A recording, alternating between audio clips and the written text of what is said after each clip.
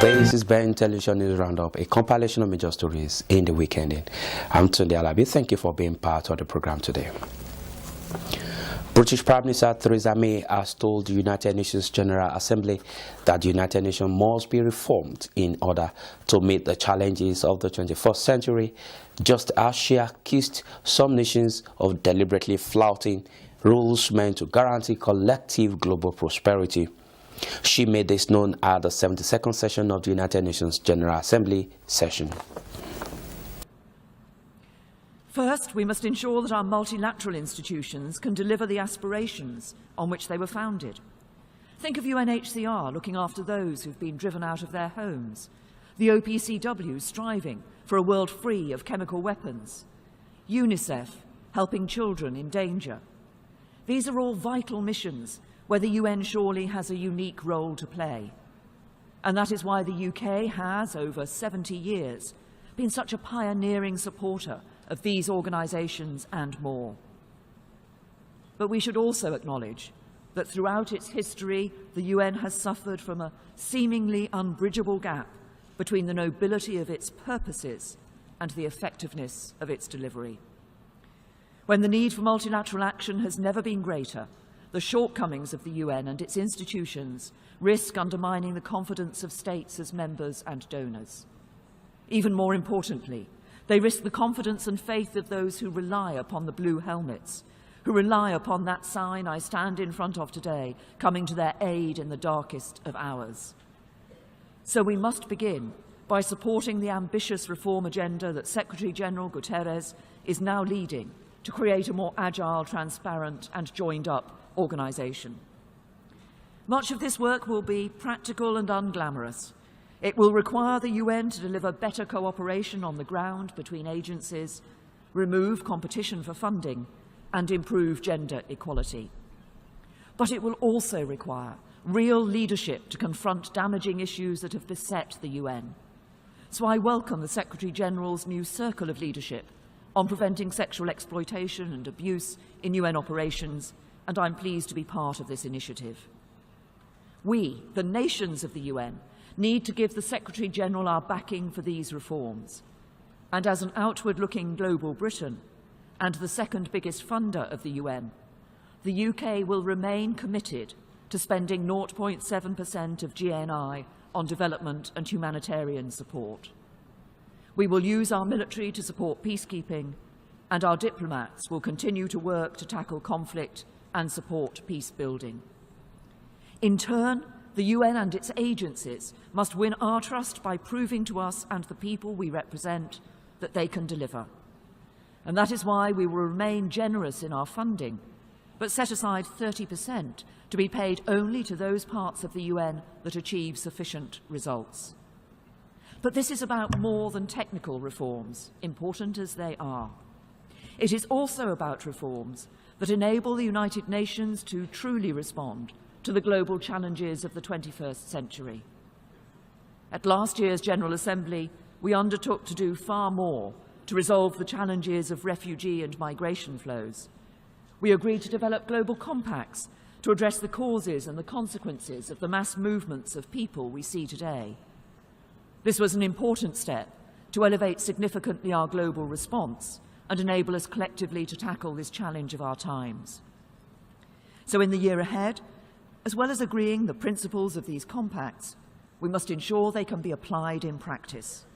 We must do more to identify, protect and support refugees and those hosting them near conflicts.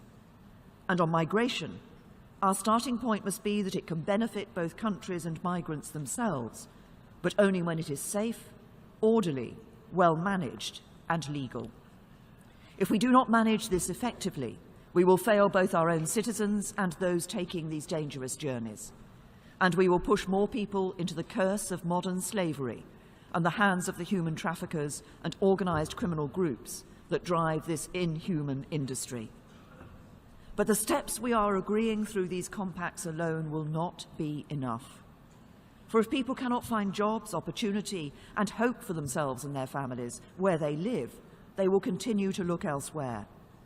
And so as a United Nations and as members, We must work harder to combine the efforts of our development programmes with the private sector and the international financial institutions to support the creation of jobs and livelihoods that will address not just the consequences, but the causes of this great challenge of our time. For the truth is that despite our best efforts, we are not succeeding. We must do more. The same is true with terrorism, where again the challenges we face today are vastly different from those of previous eras. When terrorists struck London and Manchester this year, the world saw our cities come together in defiance. Our Parliament carries on. Ariana Grande came back to Manchester and sang again. London Bridge is bustling with people. Our communities came together at the Finsbury Park Mosque in North London, and Londoners got back on the tube. The terrorists did not win, for we will never let anyone destroy our way of life. U.S. President Donald Trump has warned that the United States will not hesitate to destroy North Korea if it pushes it out of patience in the country's pursuit of nuclear and missile power. Mr. Trump stated that the United States is interested and committed to global peace and harmony, not conflict and division. The diverse nations of the world, this is our hope. We want harmony and friendship, not conflict and strife. We are guided by outcomes, not ideology.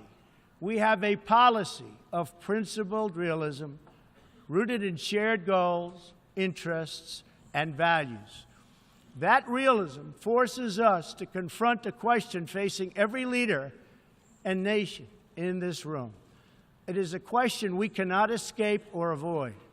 We will slide down the path of complacency, numb to the challenges, threats, and even wars that we face.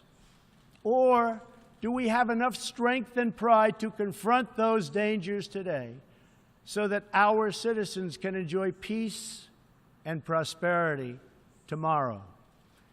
If we desire to lift up our citizens, if we aspire to the approval of history, then we must fulfill our sovereign duties to the people we faithfully represent.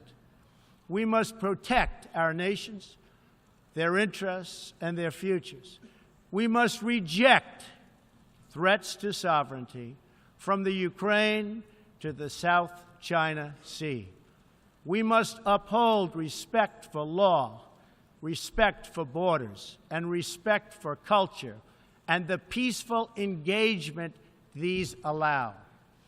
And just as the founders of this body intended, we must work together and confront together those who threaten us with chaos, turmoil, and terror. The scourge of our planet today is a small group of rogue regimes that violate every principle on which the United Nations is based. They respect neither their own citizens nor the sovereign rights of their countries.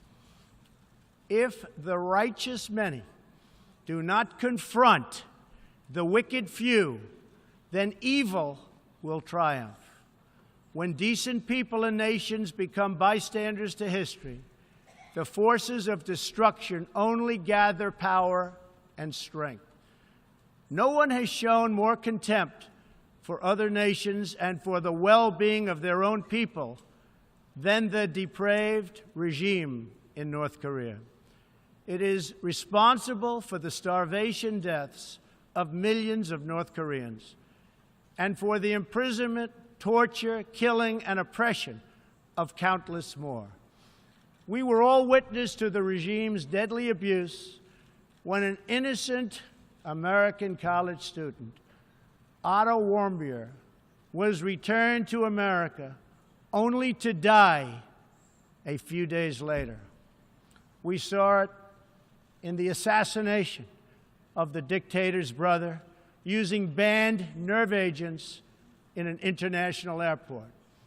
We know it kidnapped a sweet 13-year-old Japanese girl from a beach in her own country to enslave her as a language tutor for North Korea's spies.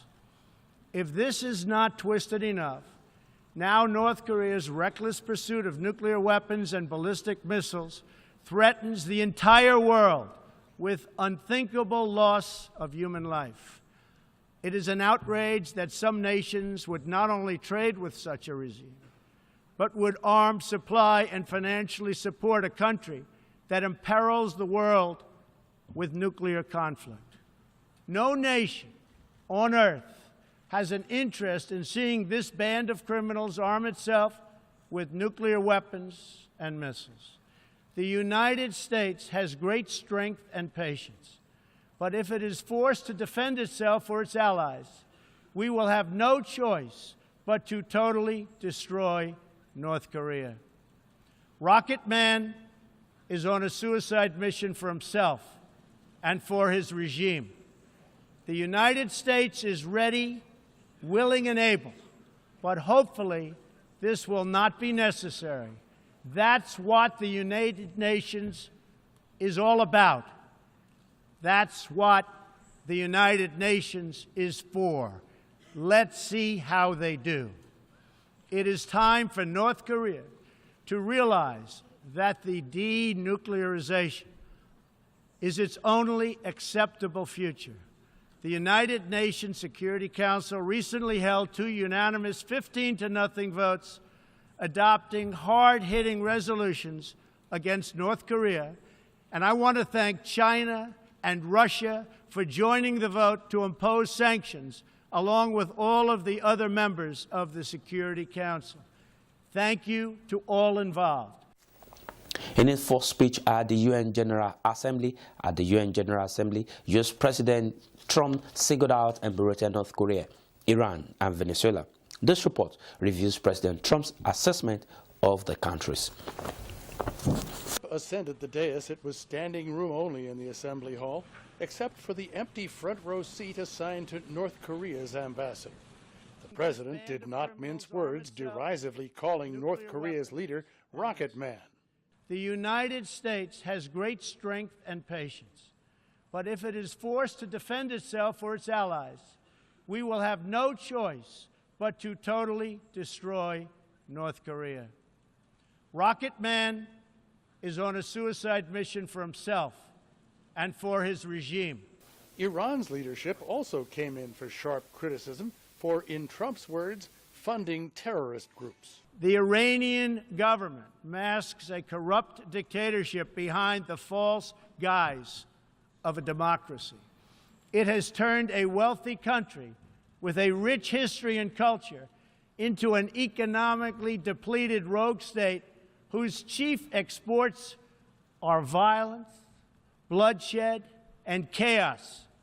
On Venezuela, Trump blamed President Nicolas Maduro's disastrous policies for bringing a once thriving country to the brink of economic collapse. The socialist dictatorship of Nicolas Maduro has inflicted terrible pain and suffering on the good people of that country. This corrupt regime destroyed a prosperous nation by imposing a failed ideology that has produced poverty and misery everywhere it has been tried. Venezuela's delegation sat quietly through the speech.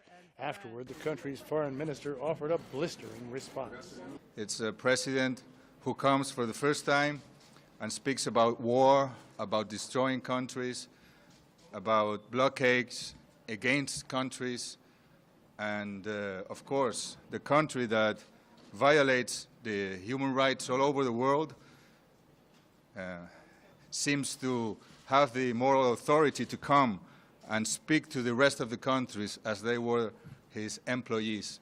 Despite his blunt remarks, the topics of Trump's speech were much the same as what his administration has been saying for months. Former U.S. diplomat Zalmay Khalilzad. While they see changes, they see great continuity over decades. Whether it's a Democratic or a Republican president, there is also this continuity that occurs, although emphases on some issues do change from time to time. President Trump will spend Wednesday and Thursday in New York holding bilateral meetings with various leaders. World leaders in business and government on the sideline of the United Nations General Assembly sessions have urged global cooperation on such issues as trade, investment, and international technology. Bloomberg Global Business Forum, business and political leaders defended globalization at a time when many see it under threat. We are in a very specific moment. We have a lot of global challenges: climate change, migrations, terrorism, and for that we do need multilateralism. Former U.S. President Bill Clinton noted the harm done through globalization, which has led to a backlash from those who feel left behind. We are also quite well aware that a lot of people feel left out, left behind, alienated politically, socially, and economically, and are very much in need of a hand up to be part of the future that we now take for granted. Alibaba CEO Jack Ma said globalization and the advances it is bringing should be embraced. So in the past 30 years, 6% of the business in the world, big companies, they benefit from globalization. In the next 30 years, I believe, and we believe from the data shows that all the small business will, at least 60% of the small business will benefit from globalization. EU Foreign Policy Chief Federica Mogherini said Brexit and an America First agenda by U.S. leadership has motivated a sense of unity in Europe. What I've seen in this year is that the rest of the world is now looking at Europe for leadership, and we can do it. We feel the responsibility of doing that. Apple CEO Tim Cook said talented immigrants should be recruited instead of excluded. I'd have a very aggressive plan, not just to let a few people in. I would be recruiting. Despite the challenges, Cook said he was more optimistic than ever before, saying technology provides an opportunity for people and nations to work together. Nigeria's President Muhammadu Buhari has called on international community to provide necessary support that will enable his government to combat corruption. The president, while addressing the 72nd UN General Assembly, stated that his government has strengthened state institutions to promote accountability and combat corruption. In the last year, the international community came together to focus on the need for gender equality, youth empowerment, social inclusion, and the promotion of education, creativity, and innovation. The frontiers of good governance, democracy, including holding free and fair elections, and the enthronement of the rule of law are expanding everywhere, especially in Africa. Our faith in democracy remains firm and unshaken. Our regional organization, ECOWAS, came together to uphold democratic principles in the Gambia as we had done previously in Côte d'Ivoire.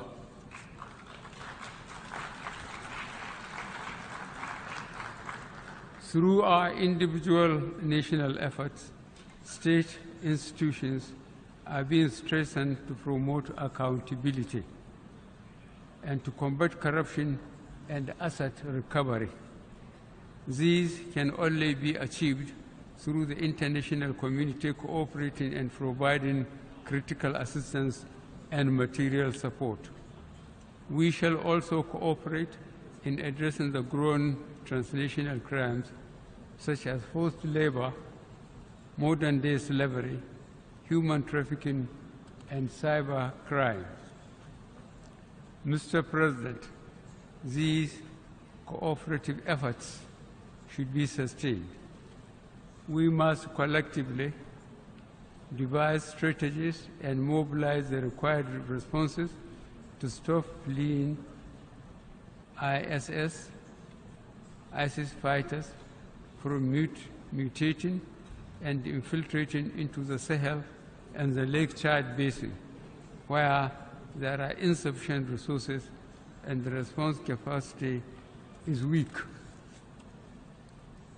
This will require strong United Nations cooperation with regional organizations, such as the African Union, in conflict prevention and management. The United Nations should continue to take primary leadership of the maintenance of international peace and security by providing, in a predictable and sustainable manner, adequate funding and other enablers to regional initiatives and peacekeeping operations authorized by the Security Council. Mr. President, new conflicts should not make us lose focus on ongoing unresolved old conflicts. For example, several United Nations Security Council resolutions from 1967 on the Middle East crisis remain unimplemented. Meanwhile, the suffering of the Palestinian people and the blockade of Gaza continue.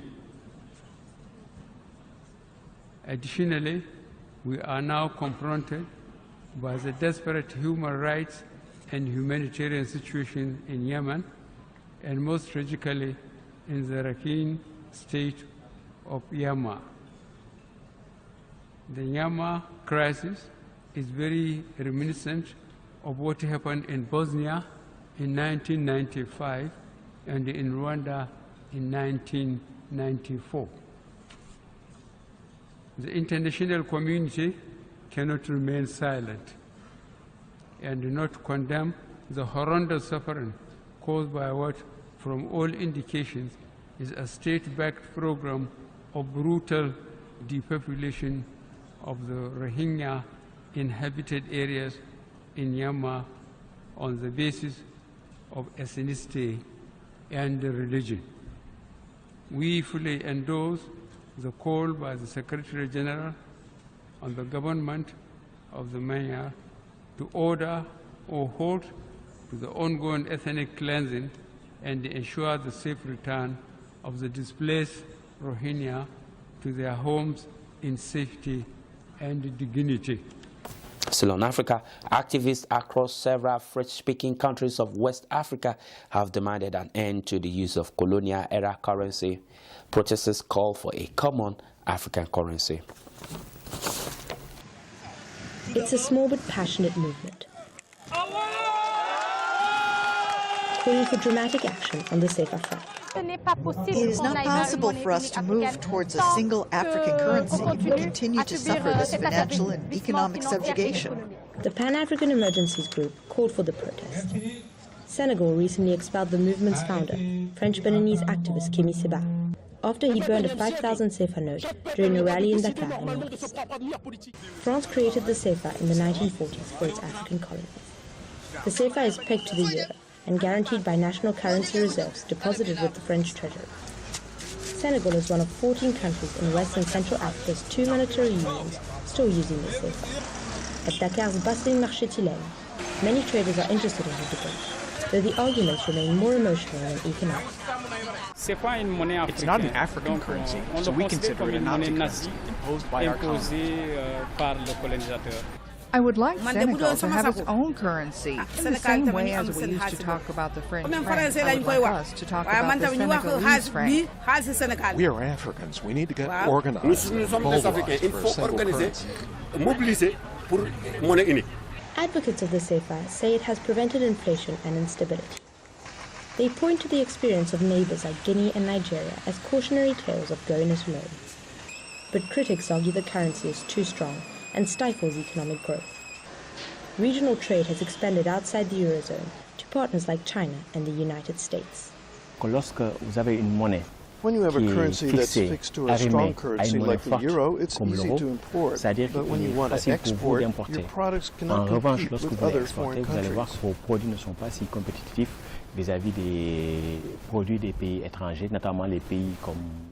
Countries using the CFA are free to abandon it, but none of the 14 governments has announced any such intention. And for onlookers at this latest I do not anti-CFA blame them. protest, Everyone this may has be their for the way of best. thinking, but we will go nowhere if Senegal creates its own currency and leaves the CFA. We are going to have many more problems.